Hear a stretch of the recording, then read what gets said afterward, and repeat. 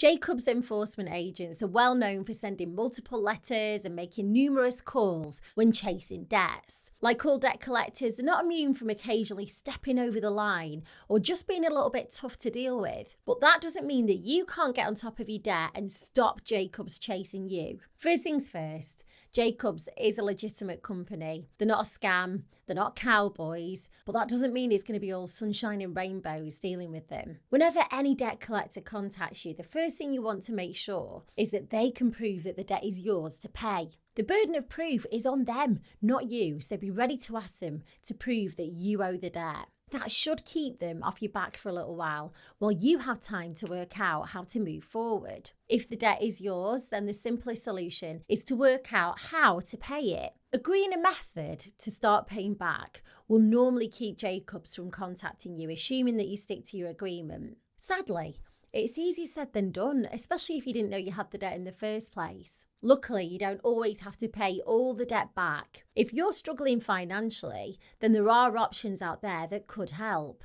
While these solutions aren't always suitable for everyone, you might find one or two that could work well for you. I'll run through them quickly here. First up, debt management plans. They're an informal agreement that you make with the creditors to pay back your debts at a lower, more affordable rate. Normally, that means paying less each month, but over a longer time frame. The catch is that you can't include all your debts in a debt management plan. Credit card debt, personal loans, and an overdraft, they can all go in, but court fines and mortgage arrears sadly can't be part of it. Next is debt relief orders. They freeze all your debt payments for a full year, and then if your situation hasn't changed after 12 months, the debt's written off. You make no payments towards the debt in the 12 months and interest isn't added. Pretty good, right? Sadly, debt relief orders have strict eligibility criteria. For example, you can't own anything of significant value like a house and you can't have more than £2,000 in savings. Another option is offering a final settlement. So if you happen to have access to a large lump sum,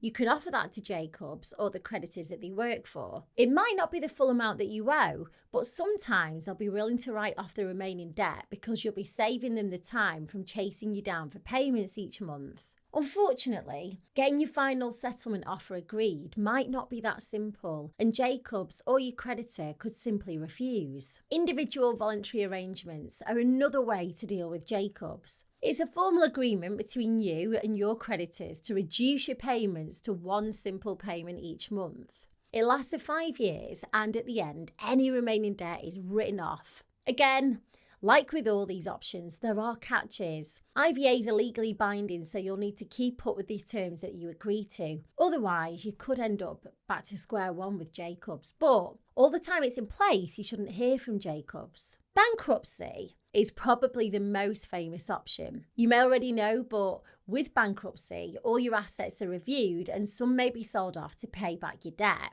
After a year, any remaining debt will be written off, and like with an IVA, during your year of bankruptcy, you shouldn't hear from Jacobs. Of course, bankruptcies have obvious downsides, mainly that some of your belongings may be sold to pay for your debt, and your credit score will become very low. Paying back your debts, whether in full or using a method that I mentioned earlier, will ensure that you keep Jacobs at bay. Unfortunately, you can't just ignore them. They're likely to be persistent, which could make matters a lot worse. Jacobs can take court action against you if you ignore the letters. This could lead to a county court judgment, which would have a really negative impact on your credit rating, making it tough to get credit cards, loans, and mortgages. If you don't pay your judgment, bailiffs could come to your house. Luckily, it doesn't have to get that far if you act now. One simple step you could take today is to find out if any of the debt solutions I mentioned could work for you. In the description of this video, I've linked to a form on my new website. It's got a few multiple choice questions like, how much debt do you owe and how many people do you owe? And then at the end of the form, it'll connect you to a company that I've partnered with